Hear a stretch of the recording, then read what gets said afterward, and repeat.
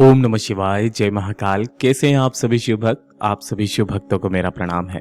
मेरे महादेव की कृपा सदैव आप शिव भक्तों पर यूं ही बनी रहे और आपकी बड़ी से बड़ी कामनाएं पूरी हो, यही मैं महादेव जी से प्रार्थना करता हूं और विनती करता हूं। पूज्य गुरु जी ने कहा कि आषाढ़ मास के महीने में पड़ने वाले ये जो गुप्त नवरात्रि होते हैं और इन गुप्त नवरात्रों में पड़ने वाली जो अष्टमी तिथि होती है, इस अष्टमी तिथि की रात्रि जिस घर में भी घर के मंदिर में ये एक लोटा जल रख दिया जाता है, महाराज उस घर के चाहे कितने भी बड़े संकट, कितने भी बड़े दुख, जो आने वाले दुख हैं, आने वाले संकट भी हैं, वो भी क्षण भर में समाप्त हो जाते हैं। जब आपके घर में धन की हानि होने लगे, अनावश्यक बीमारियों में खर्च बहुत ज्यादा हो रहा है, एक के बाद एक दुख, एक के बाद एक कष्ट आता ही चला जा रहा है, तब गुरुदेव ने कहा था आज की रात्रि ये एक लोटा जल अपने घर के मंदिर में रखना बिल्कुल भी मत भूलना।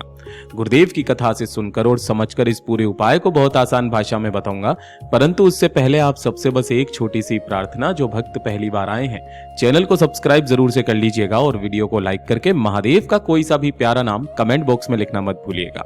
इस पूरे वीडियो में हम 3 महा उपायों के बारे में बात करेंगे, जो कि आपकी अलग अलग कामना पूर्ति के लिए सिद्ध होंगे, तो ध्यान से सुनना है और समझना है। सबसे पहले बात करते हैं हमारे पहले वाले उपाय की। पहला उपाय जो आपको आज की ही रात्रि अपने ही घर के मंदिर में रखना होता है, एक लोटा शुद्ध जल।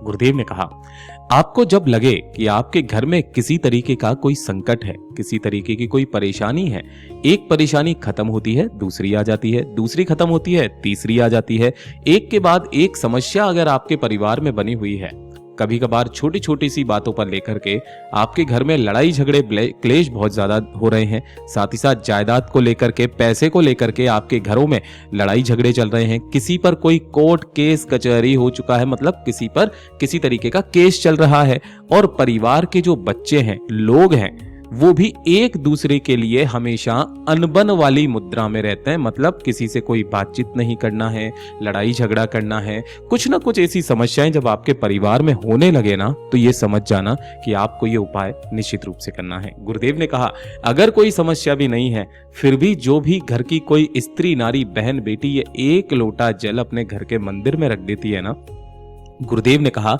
उस घर में सदैव शिव निवास करते हैं। ये बताते हुए गुरुदेव ने कहा एक लोटा शुद्ध जल अपने घर का तांबे के कलश में लेना, और इसी के साथ में आपको लेना है मात्र एक बेलपत्र, जो कहीं से भी खंडित कटा फिटा ना हो। अगर आपके पास में पहले से ही कोई बेलपत्र रखा हुआ है, आप उसे भी काम में ले सकते हैं। और साथ ही साथ आपको लेना होगा मात्र एक चावल का दाना, जो कैसा होना चाहिए, अक्षत होना चाहिए, पूर्ण होना चाहिए, कहीं से भी खंडित ना हो, इस चीज का ध्यान रखना। तो जो आपने एक बेलपत्र, एक चावल का दाना लिया है, उसे भी आपको इसी जल के कलश के अंदर ही डाल देना है।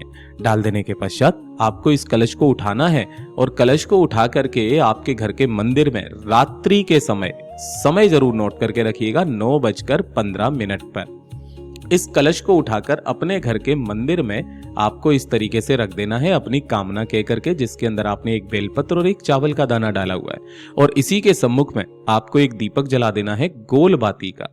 ध्यान रखना यहां पर बाती कौन सी लगानी है, गोल बाती, और घी का दीपक होना चाहिए, ध्यान रखना तेल का नहीं। इस दीपक को भी आपको इसी कलश के पास में यहां पे जला देना है, ठीक है ना। चाहो तो इस कलश को आप ढक करके भी रख सकते हो, कोई इश्यू नहीं है। काफी सारे भक्त जो हैं वो कमेंट बॉक्स में पूछते हैं। पूरी रात इसे रखे रहने देना, ठीक है। आपको बार बार दीपक में घी या तेल डालने की जरूरत नहीं है, पूरी रात इसे यहाँ पर रखे रहने देना। जब अगला दिन आएगा, तो अगले दिन जब आप सुबह उठेंगे, स्नान करेंगे, स्नान करने के पश्चात इस जल के कलश को यहाँ से उठाना, और उठा करके मेरे महादेव के मंदिर में चले जाना, शिवलिंग के पास में। यहाँ आपको शिवलिंग के पीछे की तरफ में आसन लगा करके बैठना है, उत्तर दिशा की तरफ में मुख करके। जो पूजा पाठ अर्चना आप हमेशा से करते हुए आए हो, पहले वो कर लीजिएगा। उसके पश्चात उसी लोटे जल को अपना नाम, गोत्र और अपनी कामना कह करके कुंदकेश्वर महादेव के नाम को लेकर के महादेव की शिवलिंग के ठीक शीर्ष पर इस समस्त जल को समर्पित करना। लेकिन एक चीज मैं बताना भूल गया कि जब आप इस जल को लेकर शिव मंदिर में आएंगे ना, उससे पहले इस जल के कलश को आपको अपने पूरे घर में घुमा लेना है। जितने भी कमरे हैं, रूम्स हैं, किचन है, बाथरूम और शौचालय को छोड़ करके पूरे घर में आपको घुमा लेना है, और उसके पश्चात शिव मंदिर में आना है। संपूर्ण जल को कुंदकेश्वर महादेव के नाम से अपना नाम और गोत्र बोलकर समर्पित करना। अब जो भी जल जलाधारी से बहकर नीचे की तरफ आए, उस जल को इसी जल के कलश के अंदर ही रोकना, रोक करके इसे अपने घर पे लेकर के जाना, पहले अपने घर की चौखट पर और फिर अपने घर के कोने कोने में इस जल को छींटना। ये जब जल शिवलिंग की जलाधारी से बहकर के नीचे की तरफ गिरता है ना, ये होता है अभिमंत्रित जल। इसी जल को लेकर के जब आप अपने घर में छींटते हो, आपके घर की जितनी भी समस्याएं होती है समाप्त होती है। लेकिन ये दूसरा वाला जो उपाय है, ये तो आप सभी लोगों को करना है। मैंने आपको शायद ये वाला उपाय पहले भी बताया था। बहुत सारे लोगों को ये कहना है कि उनकी किस्मत उनका साथ नहीं दे रही है, दुर्भाग्य उनका पीछा नहीं छोड़ रहा है, जिस कार्य के लिए जाते हैं उस कार्य में सफलता नहीं मिलती है, व्यापार खोला ठप हो गया, दुकान खोली ठप हो गई, घर वाले ताने मारते हैं कि आपसे जीवन में कुछ नहीं हो सकता है। जब आपकी किस्मत नहीं चमक रही हो, जब आपका भाग्य बैठा हुआ है, कुंडली में किसी तरीके का कोई दोष है जिसकी वजह से आपका भाग्य नहीं चमक रहा, गुरुदेव ने कहा भाग्य चाहे कितना भी विपरीत चल रहा हो, सही रास्ते पर आ जाएगा। एक काम करना, इन गुप्त नवरात्रों के किसी भी एक दिन आपको जाना है मार्केट में, बाजार में। बाजार में क्या लेने जाना है? सामने स्क्रीन पर दिखाई दे रहा है चाबी और ताला।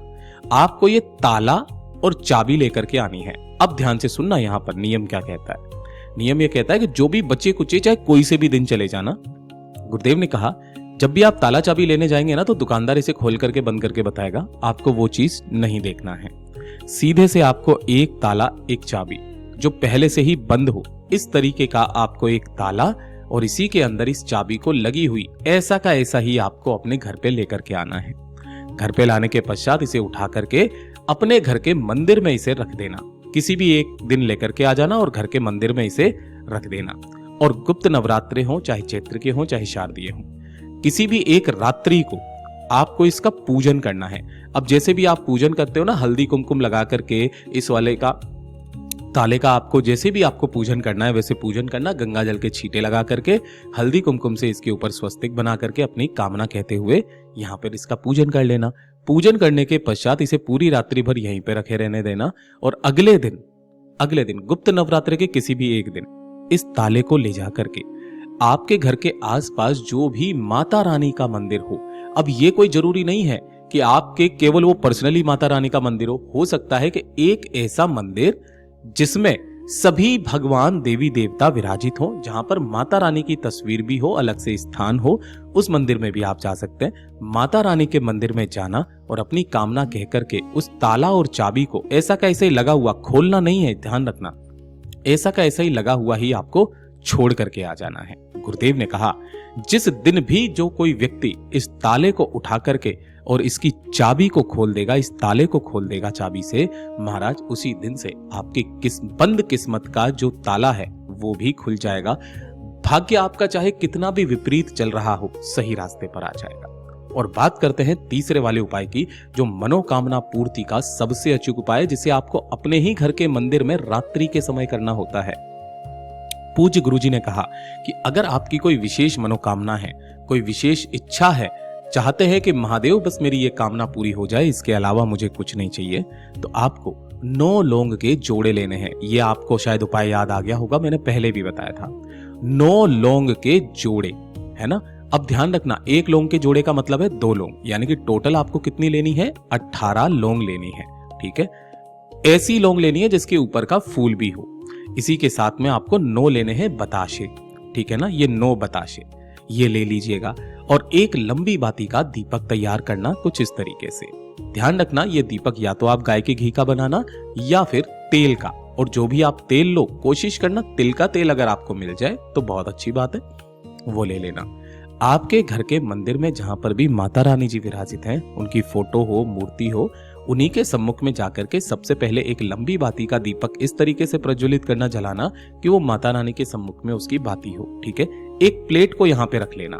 उसके पश्चात आपको सबसे पहले एक बताशा उठाना है, उस बताशे के ऊपर एक लौंग का जोड़ा रखना है और पहले दिन की माता रानी का नाम लेकर अपनी कामना कहकर इस एक बताशे को आपको इस वाली प्लेट के अंदर, जिसके ऊपर आपने 2 लौंग रखी हुई हैं, रख देना। फिर वापस आपको दूसरा बताशा उठाना है, उस दूसरे बताशे के ऊपर फिर से वापस एक लौंग का जोड़ा रखकर दूसरे दिन की माता का नाम लेकर अपनी कामना कह करके उस वाले बताशे को भी इसी वाली थाली के अंदर ही आपको रख देना है। इसी तरीके से आपको पूरी 9 माताओं के नाम लेकर के उन 9 बताशे और 9 लौंग के जोड़े को कामना कहते हुए यहाँ पे रख देना है। रख देने के पश्चात माता रानी से विनती और कामना करना और कामना करके सोने के लिए चले जाना। अगले दिन यही वाले जो 9 लौंग हैं, 9 बताशे हैं, अगले दिन किसी भी एक कुंवारी कन्या को जो 10 साल से छोटी हो, उसे अपनी कामना कहते हुए प्रसाद के रूप में दान में दे देना। महाराज, कोई सी भी कामना क्यों ना हो, पूरी जरूर होगी।